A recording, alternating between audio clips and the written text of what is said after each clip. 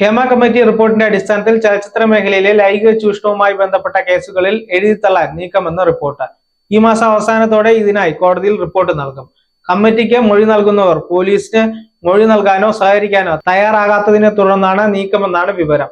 പരാതിയുടെയും മൊഴിയുടെയും അടിസ്ഥാനത്തിലായിരുന്നു അന്വേഷണ സംഘം കേസുകൾ രജിസ്റ്റർ ചെയ്തത്. പരാതി പ്രകാരമുള്ള 9 കേസുകളിൽ അന്വേഷണം പൂർത്തിയാക്കി കുറ്റപത്രം നൽകി.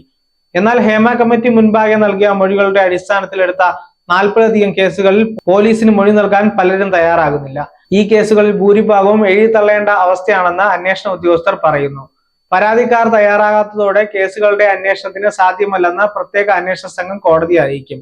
35 കേസുകളിൽ 30 കേസുകളിലും അത്തരത്തിൽ എഴുതിത്തള്ളേണ്ടവയാണെന്നാണ് വിവരം.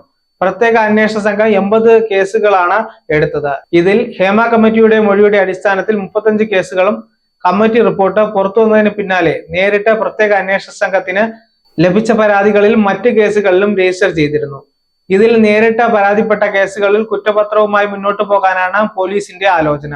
ജസ്റ്റിസ് ഹേമ കമ്മിറ്റി റിപ്പോർട്ട് പുറത്തു വന്നതിന് പിന്നാലെ ഉയർന്നു വന്ന പരാതികളിൽ മുകേഷ്, സിദ്ദിഖ്, ജയസൂര്യ തുടങ്ങിയ നടന്മാർക്കെതിരെ പ്രതികളാക്കി കേസ് രജിസ്റ്റർ ചെയ്തിരുന്നു.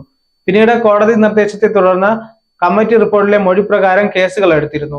എന്നാൽ ജസ്റ്റിസ് ഹേമ കമ്മിറ്റിക്ക് മൊഴി നൽകിയവർ പോലീസിന് മൊഴി നൽകാനോ സഹകരിക്കാനോ തയ്യാറാകാത്തതിനെ തുടർന്നാണ് ഇപ്പോൾ കേസുകൾ എഴുതിത്തള്ളാൻ തീരുമാനിച്ചിരിക്കുന്നത്. News desk zag news.